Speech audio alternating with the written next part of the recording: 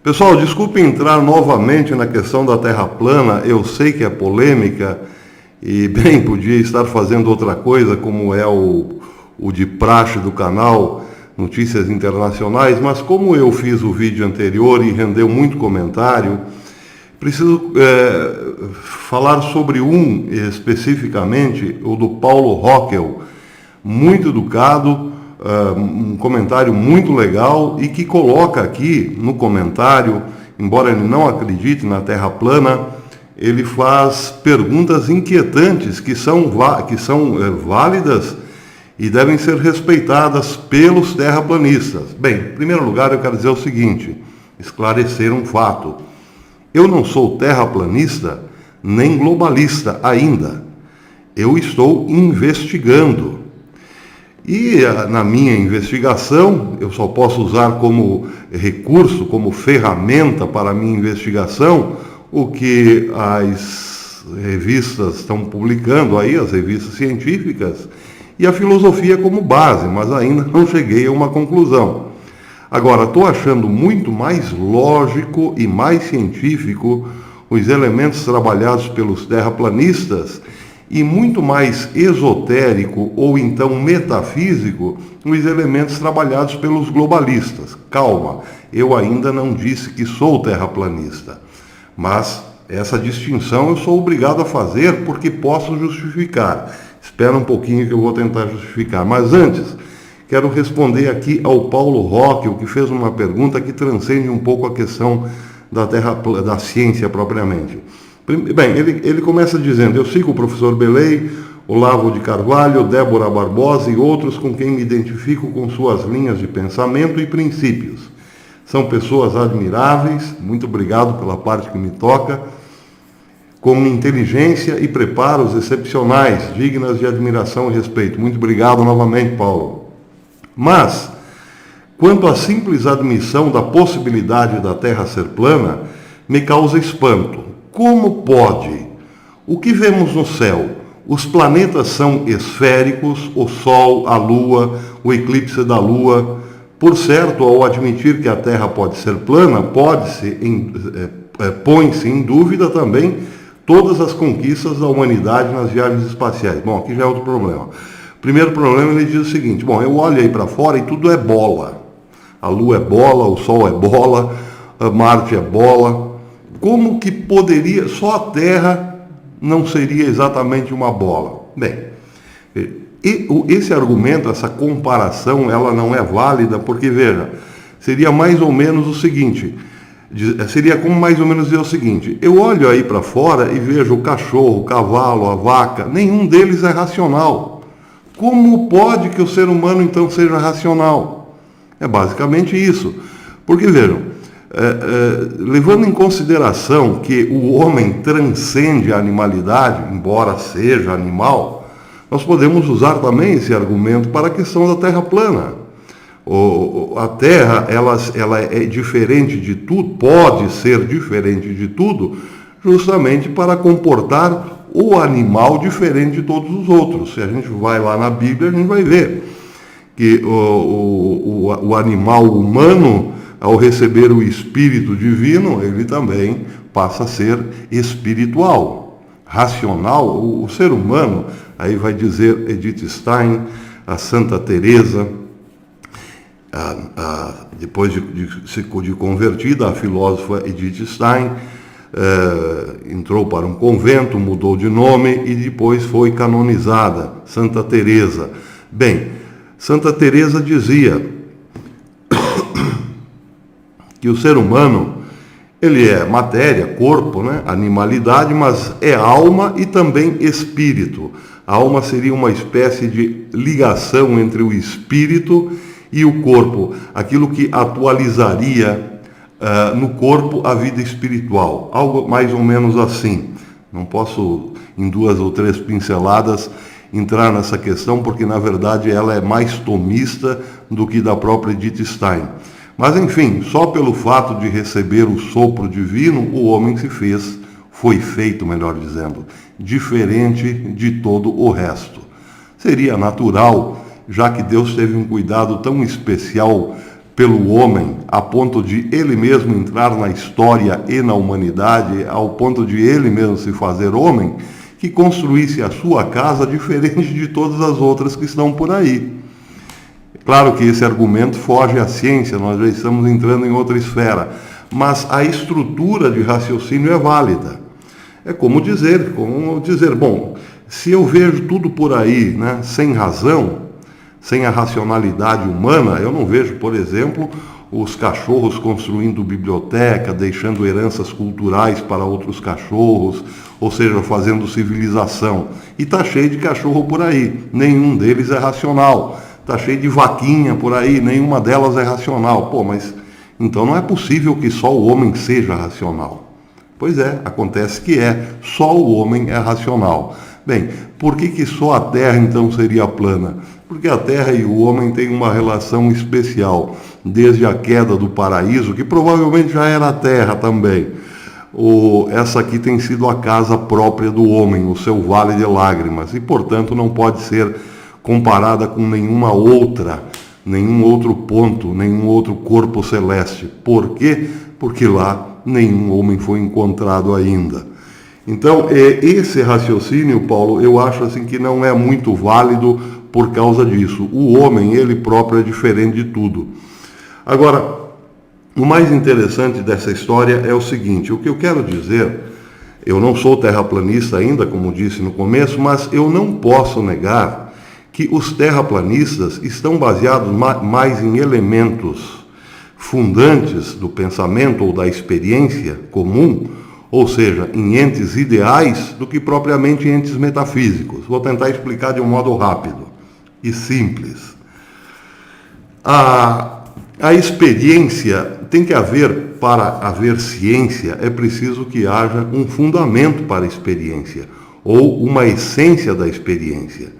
E essa, como eu usei o recurso aí de recorrer à fenomenologia, para a fenomenologia não pode ser a mera experiência sensível, nem as suas relações causais.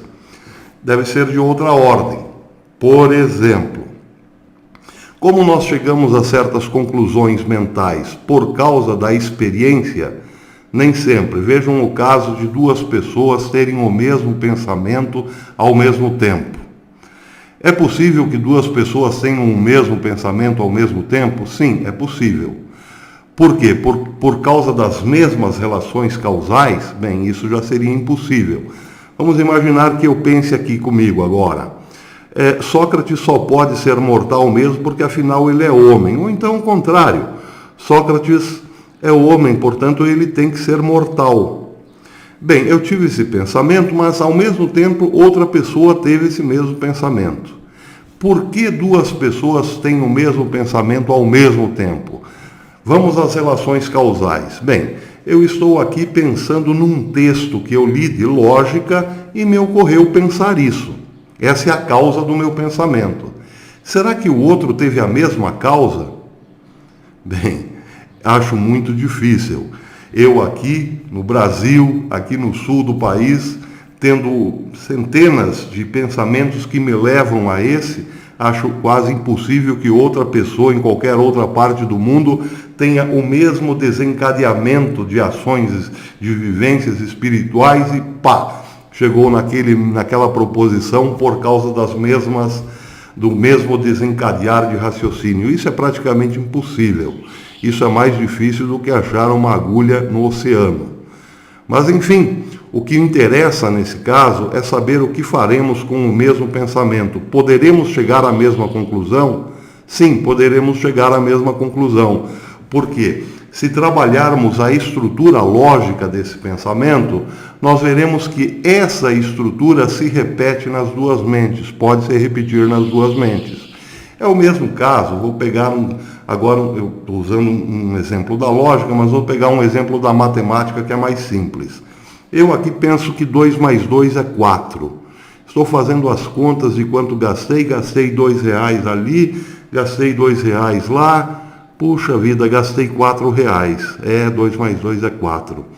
Outra pessoa pode pensar o seguinte: bem, eu comprei um carro aqui, comprei outro carro lá, depois eu comprei um carrinho para vender, depois eu comprei um Fusquinha que achei muito bonitinho. Nossa, comprei 2, depois comprei mais 2, puxa, 2 mais 2 é 4. Causas diferentes, pensamentos iguais. O que permite, qual é o fundo comum dessa experiência? Não está na causa, não está na causalidade, não está na relação causal. Os pensamentos foram adquiridos por causas bem diferentes. Está na sua estrutura, na estrutura de certos entes que não estão nem no tempo nem no espaço, nesse caso, entes ideais, os números. O pensamento é variado. Um chegou ao resultado de que 2 mais 2 é 4, contando os carros que ele comprou. Outro chegou no resultado que 2 mais 2 é 4, lembrando das dívidas que ele fez ou das coisas, do dinheiro que ele gastou. Causas diferentes, resultados iguais. Por que 2 mais 2 é 4 para um e também para outro? Existe certamente uma base fundamental para a experiência. Porque esses elementos que estão ali no pensamento, que fogem, estão no pensamento, estão estruturando o pensamento, mas não fazem parte do pensamento. Fazem parte de uma outra esfera, como por exemplo a dos números. Eu já disse, o número não é criação humana. O homem não inventou a matemática, o homem descobriu a matemática. Então todo homem que descobre a matemática, ele vai beber numa fonte fora dele. Embora os números estejam aí dentro do pensamento também, estruturando o pensamento lógico e racional. Mas a sua origem não está no pensamento, está fora do pensamento. E por estar fora do pensamento, é que ela é a base, ou seja, ela é o campo próprio que permite a mesma experiência, ou seja, ela é o campo essencial da experiência.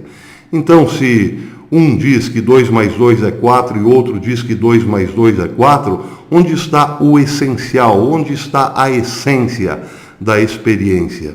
Está num ente ideal, que não está no tempo, não está no espaço, não está sujeito a transformações, existe antes do homem e vai continuar existindo depois. Essa é a base da lógica, essa é a base do raciocínio. Por quê? Porque não só está estruturando o pensamento, como pode ser verificada pelo pensamento como prova. Eu posso provar, sim, embora esse ente ideal, que é chamado número, eu não possa vê-lo nem tocá-lo porque ele não tem corpo e ele não está no tempo e no espaço, ele sim me permite a prova sobre as coisas materiais. Se eu pegar 2 elementos e somar com outros 2 elementos da mesma espécie, eu terei de reconhecer que a matemática está certinha e é provável. O que eu quis dizer com tudo isso é que os terraplanistas estão se baseando nesses elementos. Estão procurando elementos de uma base comum para a experiência. Quais são esses elementos? São elementos lógicos. São elementos matemáticos, são entes ideais. Por exemplo, se a água é plana, é sinal de que em nenhum ponto há curvatura.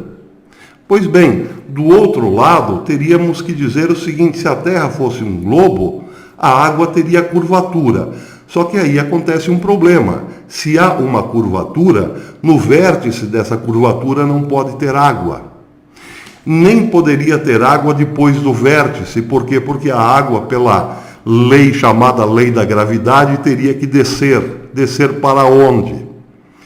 Então vejam, voltando à questão da Terra globo, o que foge à lógica é a tal da teoria da gravitação, que é ainda puramente metafísica.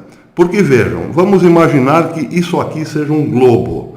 Se é um globo, tem água em cima, tem água dos lados e tem água embaixo. O que segura essa água? Por que a água que está embaixo simplesmente não desaparece no abismo cósmico? Por que ela está ali? Ah, professor, por causa da lei da gravidade.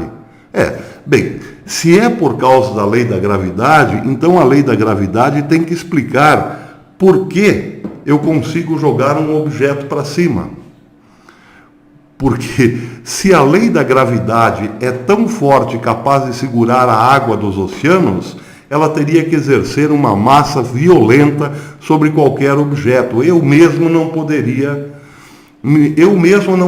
sair do chão. Eu não conseguiria dar um pulinho de 5 centímetros. Por quê? Porque a gravidade que segura um oceano inteiro, ela não me permitiria eu, uma formiguinha, dar um saltinho que fosse. Ou estou sendo irracional? Outro detalhe importante. Imaginem, na curvatura da Terra, um navio saindo de uma margem, de um porto, e logo desaparecendo. Ele desapareceu porque entrou na curvatura da Terra. Ou seja, ele está na descendência. Se nós usarmos a mesma lógica a mesma lógica que é usada para dizer como que a água é segura, então ou esse navio ficaria parado, ou então o contrário disso, ele simplesmente despencaria em alta velocidade. Porque, como diz o ditado, na descida todo santo ajuda. E parece que os navios continuam, na falta de vento e vela, precisam usar os seus motores em qualquer ponto do oceano. Em nenhum deles parece-me há uma queda. Os navios, os grandes navios, estão acelerando o tempo todo, a menos que cheguem perto de algum obstáculo, porque não são empurrados. Agora, outro detalhe, se o navio, pela tal força da gravidade, descesse, a água teria que descer junto. E aí, meus irmãos, onde tudo isso ia parar? Então, eu quero dizer o seguinte, a teoria de que há uma força segurando a água, ela é puramente metafísica e quase irracional. É preciso ter mais fé para acreditar que existe uma força segurando a água do planeta em todos os lados, do que para acreditar na planicidade da água. Infinitos testes já foram feitos e comprovaram. A água simplesmente é plana. Em nenhum momento há uma curvatura na água.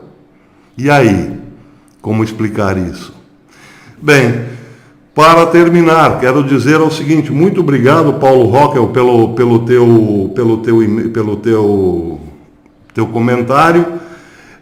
Não estou respondendo para provar que a Terra é plana, estou apenas dizendo o seguinte, que no meu entender, hoje, há muito mais lógica nos terraplanistas que estão buscando um elemento dentro de um chamado, vamos pegar aí o que Russell chama de intencional, uma intencionalidade que faz parte de uma base comum da experiência, ou seja, um elemento puramente racional e científico, do que os globalistas, que tentam sustentar uma ideia de que tudo está mais ou menos no seu lugar por causa da chamada força da gravidade, mas não conseguem dizer o que é a tal força da gravidade e por que ela é autocontraditória. Porque a força da gravidade é, sim, contraditória. Então, enquanto os terraplanistas se baseiam em elementos puramente racionais, lógicos e matemáticos, os globalistas se mantêm firmes na velha tradição metafísica. É quase um objeto de fé. Quase não, é basicamente um objeto de fé. Defender hoje o globo é sim uma defesa apaixonada dos entes da fé, ou melhor, dos entes metafísicos, perdão.